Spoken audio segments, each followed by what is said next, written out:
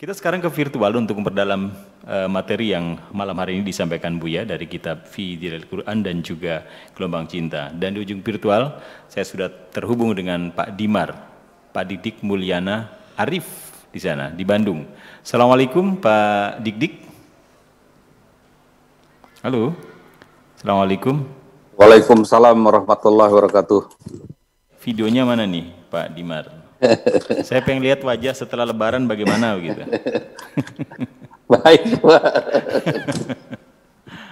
Assalamualaikum warahmatullahi wabarakatuh. Waalaikumsalam warahmatullahi wabarakatuh. Wassalaman ala Rasulullah. Tahiyatan wa takriman li sayhuna wa murabi rohana Buya Sakur dan Kang Afkar yang saya cintai. Mengikuti apa yang di ini, Kang Afkar, ada satu kalimat kalau dibilang istilah Buya tuh ketika yang dicari paralelnya ketemu paradoknya, ketika dicari paradoknya ketemu paralelnya. Kira-kira begini, berkaitan dengan apa yang ada dalam halaman 7. Ketika kita merasa terhina itu adalah awal malapetaka. Tapi dalam penjelasan-penjelasan lain, justru ketika merasa mulia, itu adalah awal malapetaka yang lebih besar, yaitu adalah kesombongan. Jadi sebenarnya kita sebagai manusia biasa, rasa apa yang patut kita rasakan oleh kita, Buya? Berkaitan dengan perjalanan suluk kita dalam mencari haribaan, ingin mencapai haribaan Tuhan.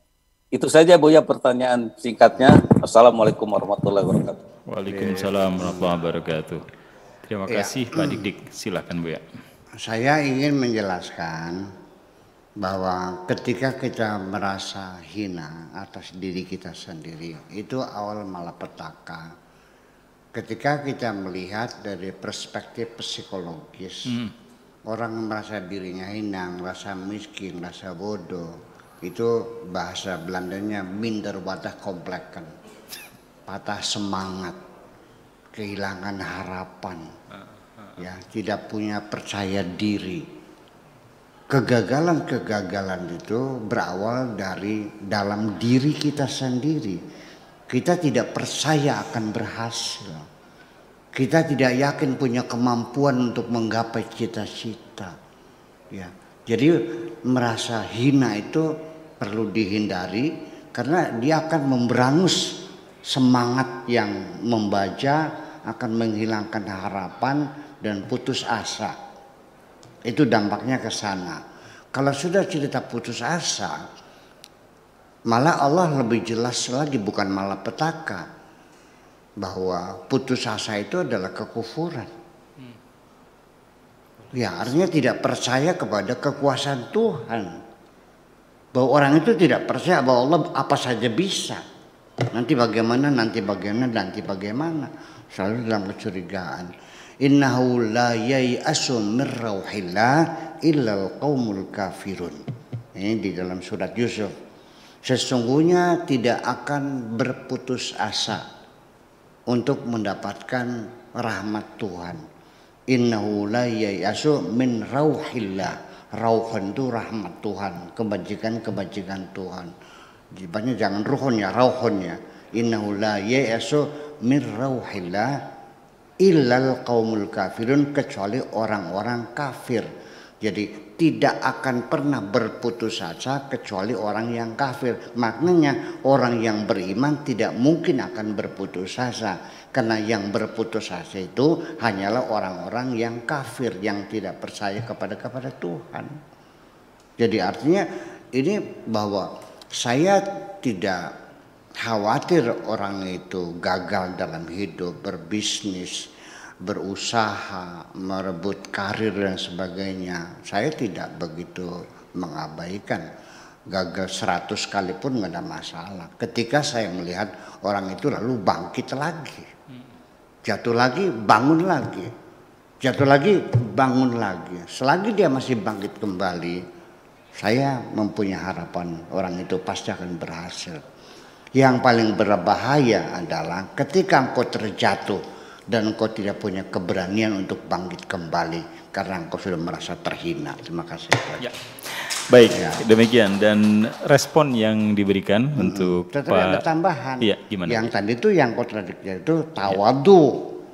Tawadu itu bukan merasa hina atas dirinya, tapi dia merendahkan hati, menampilkan kehinaan kepada orang lain. Saya bukan orang pinter, bukan orang kaya, bukan pejabat. Kula mah boten ngartos, kula mah tiang tanos. Ya. Jadi bahkan justru tawadu itu diperlukan dalam kehidupan sehari-hari. Jadi ketika kita mengalami kegamangan untuk memposisikan diri kita di tengah masyarakat, bahwa saya ini di level keberapa, sehingga ketika mencari tempat duduk pun jangan malu untuk bertanya di mana saya bisa duduk kepada penerima tamu. Jangan asal duduk, apalagi di acara yang pakai protokoler, ya di istana, di pendopo provinsi dan sebagainya, itu tempat duduk diatur. Kita jangan dulu ambil tempat duduk, kan malu kalau diusir.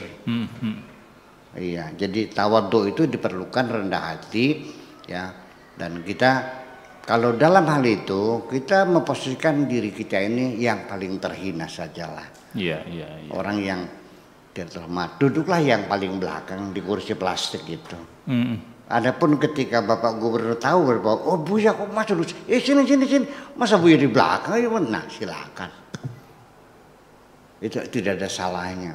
Yeah. Orang tawadhu itu indah sebetulnya dan bisa menjadi mengelak. Ketika saya meminta kepada seseorang perempuan untuk bikin sambal goreng karena kita punya hajatan, dia mengatakan, Buya, saya ini orang kampung, bukan ahli masak. Iya, saya nggak yakin masakan saya sedap. Saya bilang tolong dong, saya lagi repot nih bikin sambal goreng. Ya, tapi kalau nggak enak jangan marah ya gitu. Ya, yang penting bantu saya lah pun. Ya udah. Nah, ternyata masakannya nggak enak. Bisa saya salahkan. Dia akan menjawab dan akan mempermalukan saya. Dari tadi juga sudah bilang saya bukan ahli masak. Saya yang kalah kan. Tapi kalau sikapnya sombong, nggak usah khawatir dah, ini pengalaman. Saya udah jagoan masak. Saya jam terbang udah lama, saya kerja restoran 20 tahun. Nggak usah khawatir deh, mana duitnya saya belanja. Ternyata nggak enak. Tercela nggak? Jadi tidak salah orang tawadhu itu. Nah, tetapi di sini sering kali kita tidak sadar. Dikiranya kita ini merasa sudah tawadhu, ternyata tidak. Masih dalam kepura-puraan. Ya, tawadhunya kepura-puraan. Dan saya paling sensitif orang tawadhu yang kepura-puraan itu saya merasakan. Cara dia menunduk, cara dia menunjuk, inggi pun niku mangga dipun kersoaken dengan nunjuk dengan jempol segala macam dengan saya ya, saya merasakannya. Ini dibuat-buat sekali, janggal gitu. Ya, di dalamnya masih ada kesombongan. Kenapa? Karena dia menghadapi orang yang dianggapnya lebih tinggi dari dirinya, dia bertawadhu. Tapi ketika yang dihadapinya dia melihat di bawah dia, sombongnya nongol.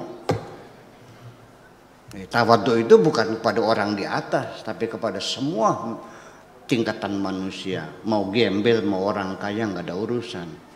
Kita bertawadhu. Terima kasih gitu. Ya. Baik, sekali lagi itulah respon yang diberikan oleh Buya untuk satu pertanyaan yang diberikan oleh Mas Dimar.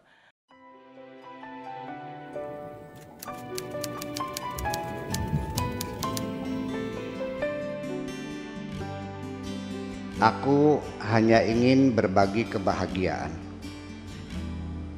dan tidak menggurui siapapun. Terlalu sulit bagiku untuk menyalahkan siapapun. Akan tetapi apabila ada orang yang ingin mengisi raporku, tentu aku sangat gembira sekali. Dan kujamin aku tidak akan sakit hati sedikit.